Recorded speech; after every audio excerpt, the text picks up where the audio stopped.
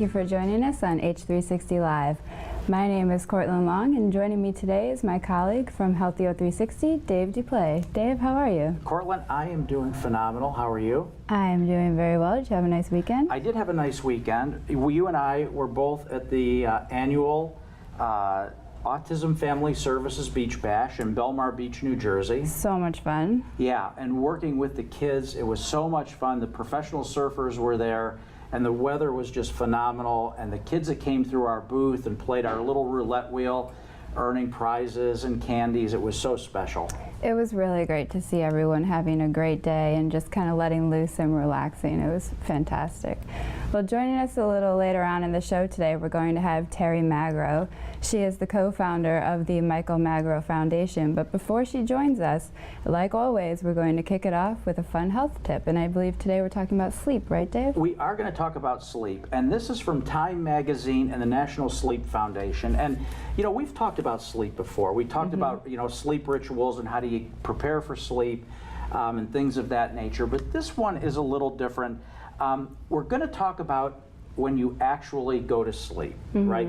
So preparing for sleep is one thing, waking up is another, but we want to talk today about actually the sleep function. And, you know, Courtland, I am very good at sleeping. I can't believe this, Yeah, I am. I can drink a pot of coffee and I can put my head down on the pillow and I can go right to sleep, and I get my required 3.5 to 4 hours a night, and I wake up feeling like a champ. Well, that's great for you, Dave. I wish I was as good a sleeper as you, but Well, you have some tips, right? I do have some tips, but yeah, I've got a couple of tips. You know, the first one, as you know, is it's all about your mattress. Yes, right? you tell me this all the time. If you're sleeping on a comfy mattress, you shouldn't probably have an issue with sleeping. Now, I think that my mattress is pretty comfy, so I'm not really sure why I'm not getting a good night's rest, but you should replace your mattress about every 3 to 4 years, right? Every 3 to 4 years. Now, comfy is a relative term. It's an individual term, because what's comfy for you might not be comfy for me. Yep. So I prefer to sleep on a mattress that's about as hard as this table in front of us. And I like a very firm mattress. Now I have a couple tricks. So I have the hardest mattress I can buy. I spend a little bit more money. It's, I think, a Stearns and Foster, if I'm not mistaken. And then I buy a feather bed pillow to put over top of that. And so I sleep on feathers, and then I buy the most comfiest down comforter I can find, and I throw that on top of myself. And so I sleep on feathers, above feathers. I mean, my pillows are feathers, so that's one of my little tricks that I do. Well, that's a great tip. I mean, I have a down comforter as well. I don't have the feather bed, but maybe I should invest in that. That seems to be a good one. Okay, I have a few more tricks if you want me to share those with you. You bet I do. Okay, so lavender spray. Now, you might think I am a Renaissance man, okay, and this works. So I go out and I buy this lavender spray, and before I go to bed, probably 10 minutes before I'm ready to actually get in bed, I spray my pillow down with this lavender spray. I wear the same Healthy h360 sleep shirt every night, and I put a little lavender spray around the collar as well. And that lavender just lulls me right to sleep. But I'm kind of unique, because when I decide it's time to sleep, my body's like a machine. It's time to sleep, I just flip the switch, I'm out. Oh That's my gosh. it. That is it. That's awesome. I mean, my mind, you know, races. I can imagine crazy things. You know, it's just I can't shut it off. So maybe I need to do this lavender Well, if I had spray. to work for the same guy you had to work for, I probably wouldn't get much sleep at night either. Oh, what are you talking about? Best boss in the world. All right, well, thank you. So the second one is sleeping in a cooler room, right? So when you have a drop in core temperature, that signals your body to sleep. So that might be what's going on. Well, okay, here's my next trick. I do sleep in the freezing cold. If it's the middle of winter, my window in my bedroom is wide open. So if you were to walk into my bedroom in the middle of the night, you'd probably see your breath. And that's why I sleep on feathers. Yeah. I cover myself up with feathers. Yeah. And I like to, I nest.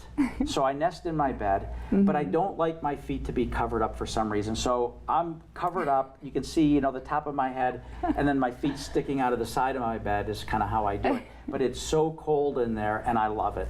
Well, that's great. So the third tip is to sleep in total darkness. Now, your circadian rhythm really responds to lightness and darkness, and that kind of pertains to daytime and nighttime. If your body picks up any kind of light, it assumes that it's daytime and your heart rate's going to pick up and you're not going to be able to sleep. Do you sleep in total darkness? I do not sleep in total darkness. In fact, my shades are open, partially. I sleep next to my cell phone, so I occasionally wake up in the middle of the night and I grab my cell phone to see if I've gotten any important messages and anything that came through. And so the circadian rhythm doesn't really work well for me. I don't think I have that rhythm. So I sleep, my door's open, I have a light on in the living room, that's shining in on me.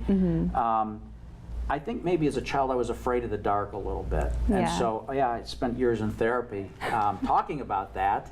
Just kidding. But so I don't sleep in the dark. So I think that the circadian rhythm actually does affect me, and I actually invested in an alarm clock light that simulates a sunset and also a sunrise, and I used it last night for the first time, and I think it was very helpful. You look a little refreshed today. Oh, thank you. Yeah, bright-eyed and bushy-tailed, as they say, I think, right? So anyhow, again, there's these little tricks and tips, but you don't have to spend a fortune on a mattress. Right. You don't have to sleep in the, the bitter cold. You don't have to sleep in total darkness. I think it all really boils down to what's best for you. Yep. If you like this segment, you can chat to the right. We use the hashtag Real Stories, and we'd appreciate it if you would do the same. Help us out.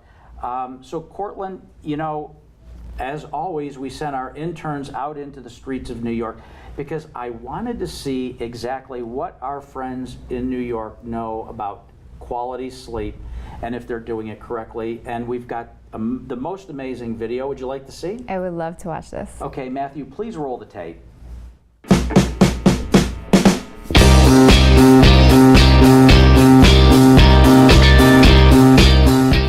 Do you think the quality of your mattress and your pillows affect your sleep? Yeah, definitely. Definitely. I actually recently switched to a Tempur-Pedic, and I used to have shoulder problems from sleeping on my side, so for me it's directly affected the quality of my sleep. Yeah, it does. Why? I mean, you gotta be comfortable. If you're not comfortable, you're not gonna sleep good, so that's how I feel. Sure, yeah. I know sometimes if I'm traveling or sleeping over at a friend's house, it's not as comfortable as it might normally be in my own bed, and that can definitely adversely affect my sleep. How often do you replace your mattress and your pillows? I guess usually about every 3 or 4 years. I wash my sheets all the time, but I don't change my mattress like that. Nah. Okay. No, not too often. Not very often. Why not? Probably from expense. Do you think it's better for your health to sleep in the cold? For my health? Yeah. No. I guess I never thought about it, but I would say no. Well, to me, I like a little air coming, so I leave a window crack, and I think it is better than have a lot of heat. I would go with yeah. That sounds kind of unpleasant to me. I mean, I don't know. Maybe it is, but I haven't heard of that, and I don't like to be cold when I sleep personally. Do you have any rituals for having a good night's sleep? I try to read before I go to bed. Really? Yeah. So what kind of books do you read? Science fiction. I just drink a lot of water before I go to sleep usually, and just try to be calm in a calm state. And I'll just mellow out probably about like 6, 7, and then I'll chill, relax, watch a couple little things on TV, and then I just crash out.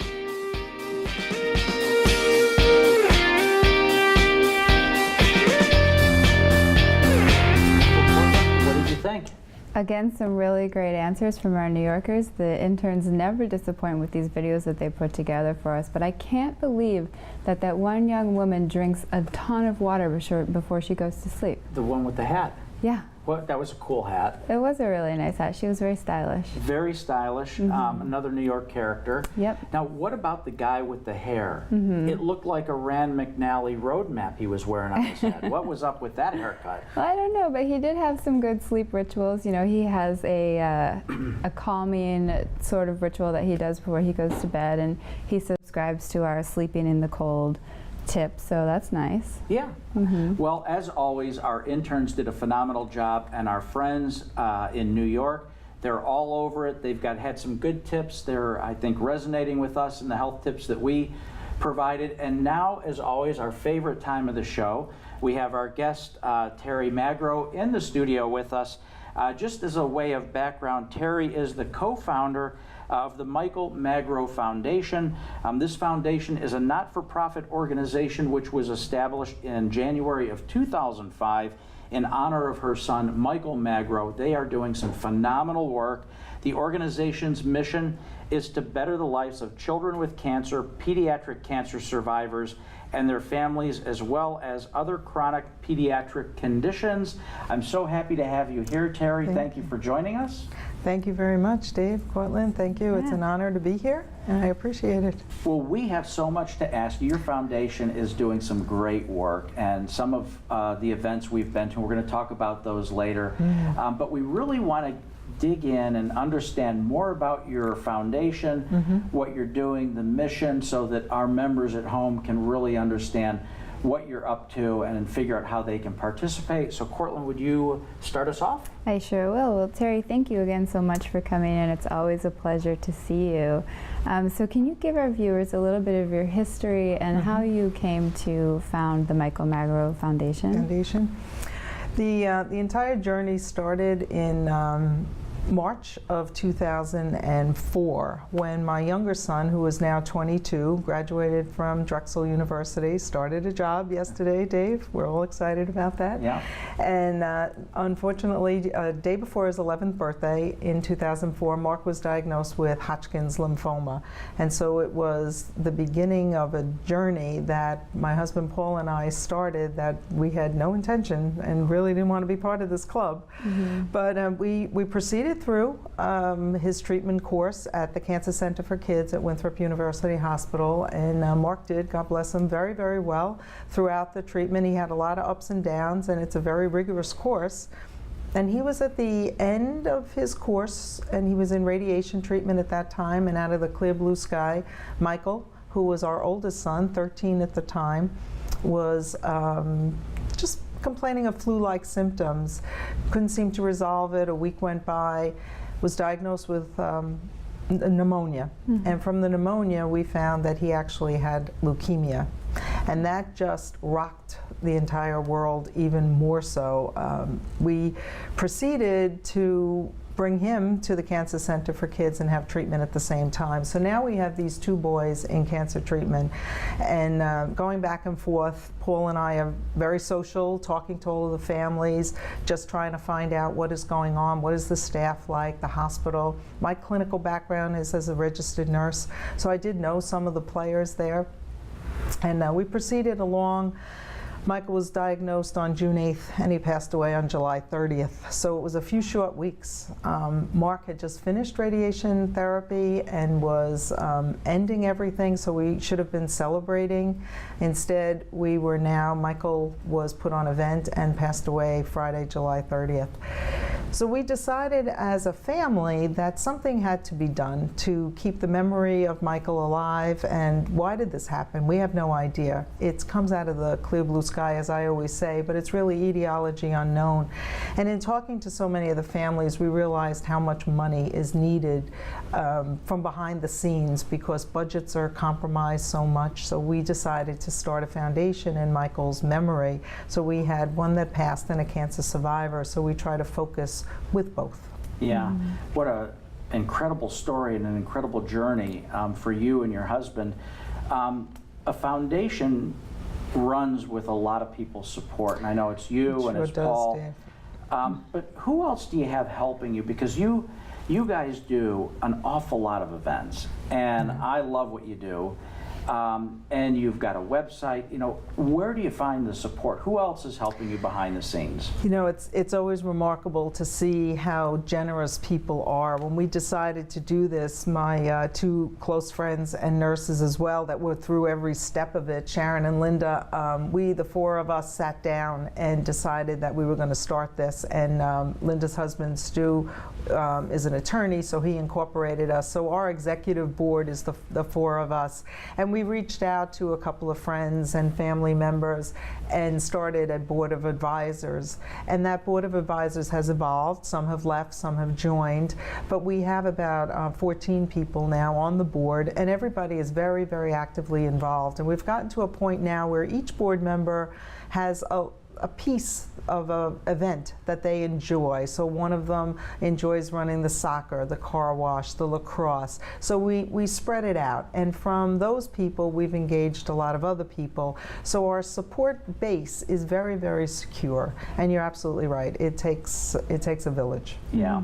Well, so you focus on pediatric care through the Michael Magro Foundation, and through your background as an RN, and then this journey that your family went through, did you notice a disparity between the pediatric care versus adult care? Yeah, that's a great question.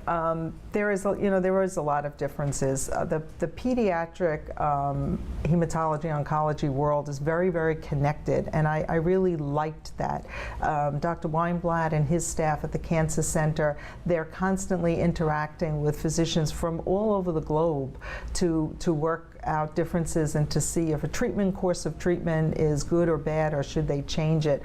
We decided, as much as the adult hematology oncology needs help, we decided to stay with the pediatric because it is just a devastating amount of children that are diagnosed, and as a small piece we can just do so much, and we don't support research, we really support families. Mm-hmm. Yeah, that is fantastic, and we notice that in a lot of different areas. You know, we're at h360, we're not just focused on cancer, but autism and epilepsy. We see the same thing, and the support that the families need when you're going through this journey, and the toll it takes. And a lot of the families, are two parents are working, and it's really difficult. So that support is really needed.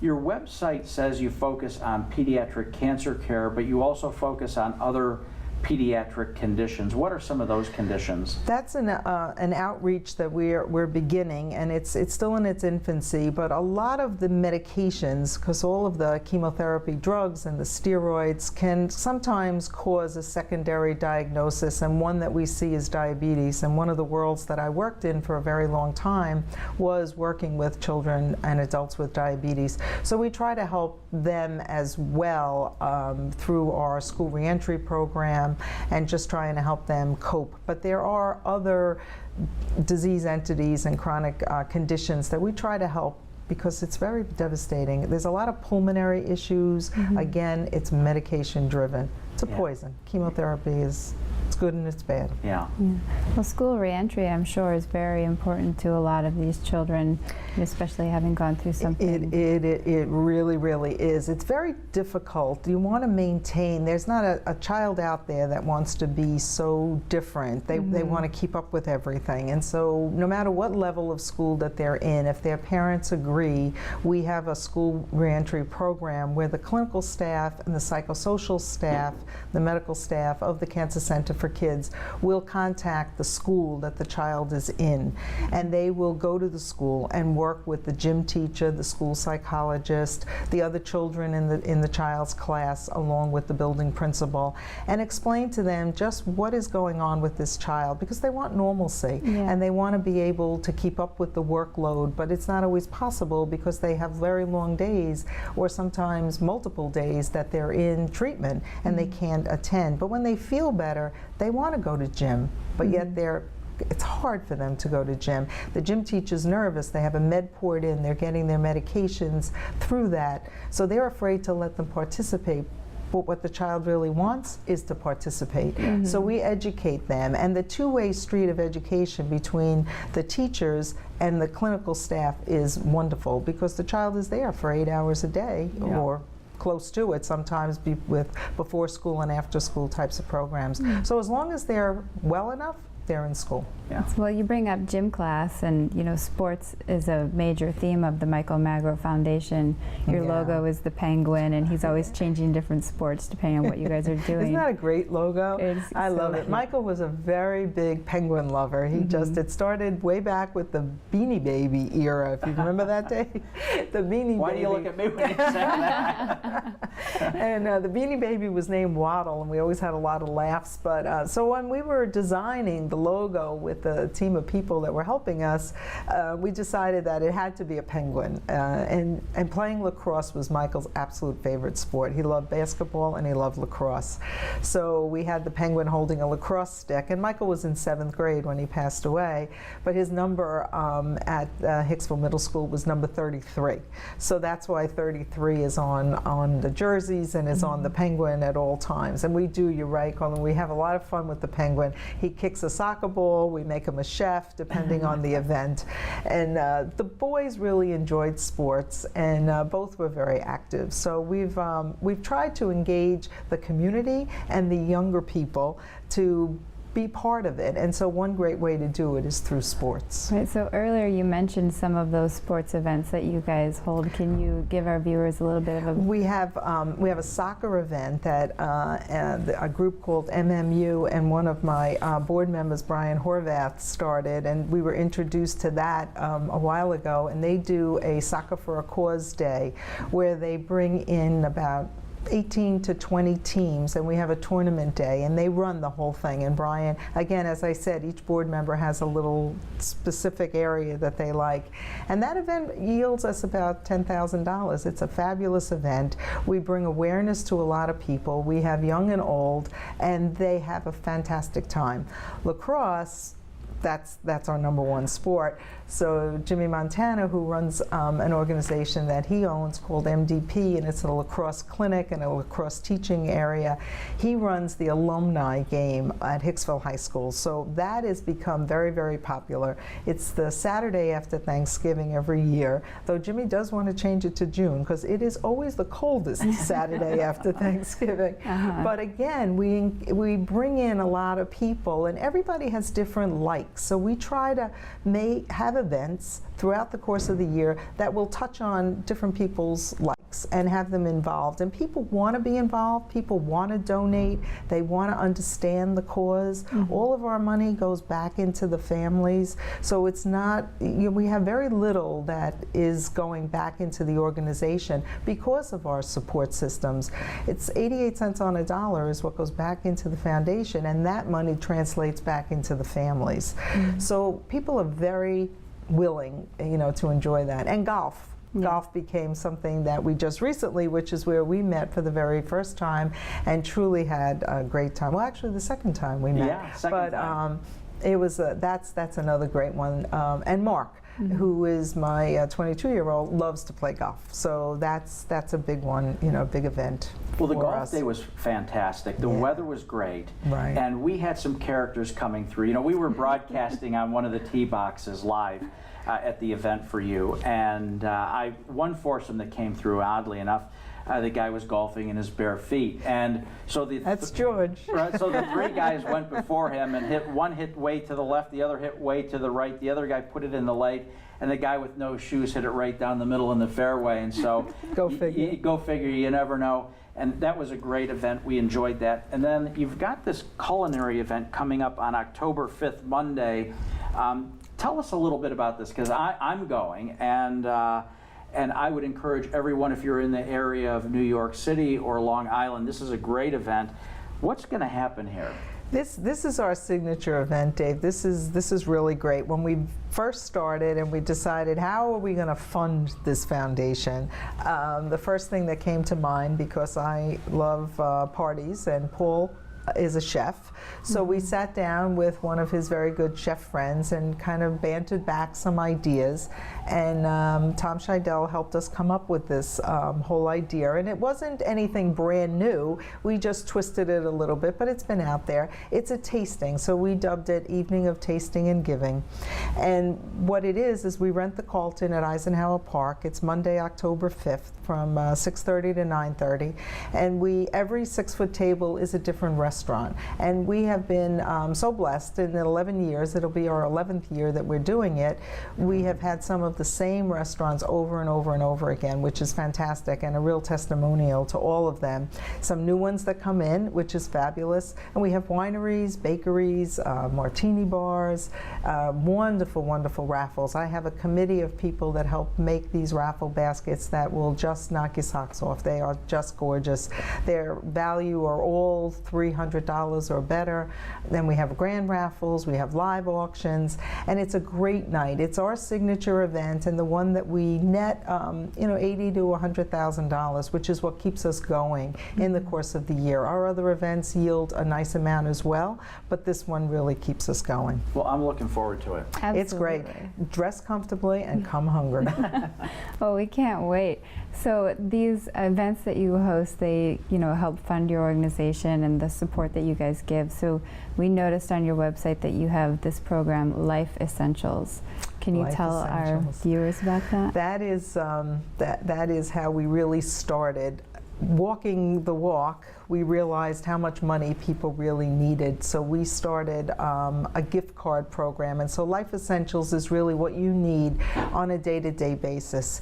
So we spend between $3,000 and $4,000 a month to help families by buying gift cards to Stop and Shop and gas stations and different stores where they can buy diapers, they can get their medications, their co-pays can be covered with these cards. It really goes across, and then we'll have Toys R Us cards for the siblings or for the child after they come through a day of chemo or radiation and they're feeling a little under the weather. To give them a card really brings a smile to their face. And my motto is really, if we can just make you smile for the moment, we've done something great on that particular day for you. Yeah. We have accounts with a deli across the street from the hospital. We have an account with the pharmacy. So we'll help underwrite any of those co-pays and things that fall between the cracks. We help with LIPA bills, anything like that. And the other hospital that we do a lot of work with is Stony Brook University's pediatric oncology program as well. So we divide some of our resources.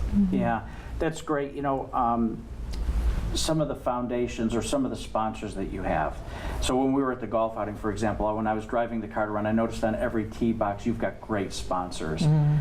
What role do they play other than, they're certainly donating money, but I noticed a lot of them are coming through and playing golf. They seem to be very active in your foundation. They are. They are. We engage everybody. My mother-in-law always says, once you meet me, it's like Velcro, and I don't let go. But we have been very, very fortunate to have corporations. Ameriprise Financial was our honorees last year, and those people are just, I can't say enough about them. It's Joe DeSena's organization, Sienna Wealth Management in Melville. Macy's, we have a board member who's an operational manager at Macy's Herald Square.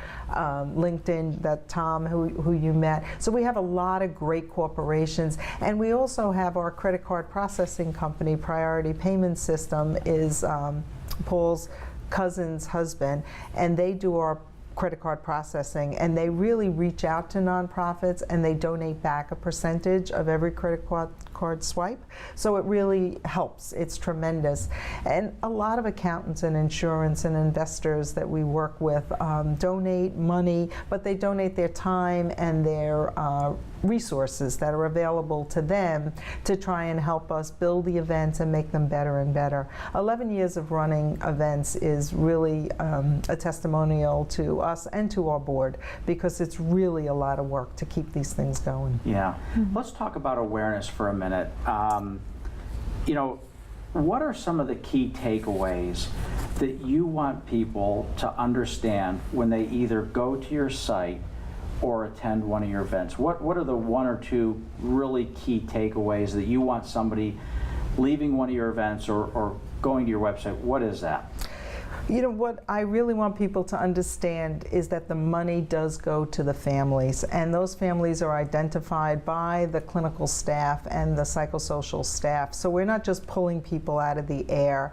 And you know, Dave, it's funny, but some people could make $500,000 a year and some people can make $50,000 a year, and they're both in the same boat when they're walking down those halls of a hospital or a clinic having a child with cancer, and their daily budget just goes right out the window. So there's no judgment. I'm not putting a dollar on anything to say, well, you know, you make a little bit more, so I'm not going to give it to you, because you need it just as much, and it's not my place to decide how that money is going to be you know, spent, whether you have more money or you don't. So it's really an even playing field, and everybody is treated the same.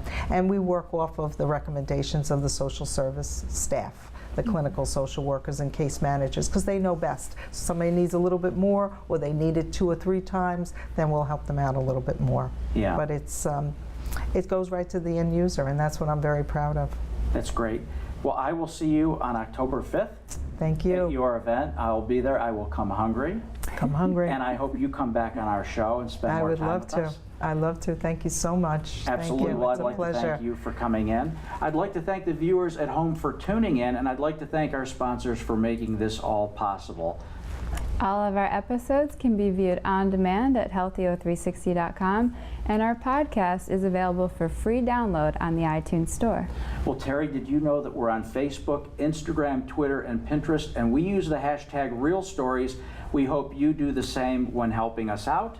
We'd like to thank you again for tuning in, and we hope you have a great afternoon, and we'd like to see you again next week.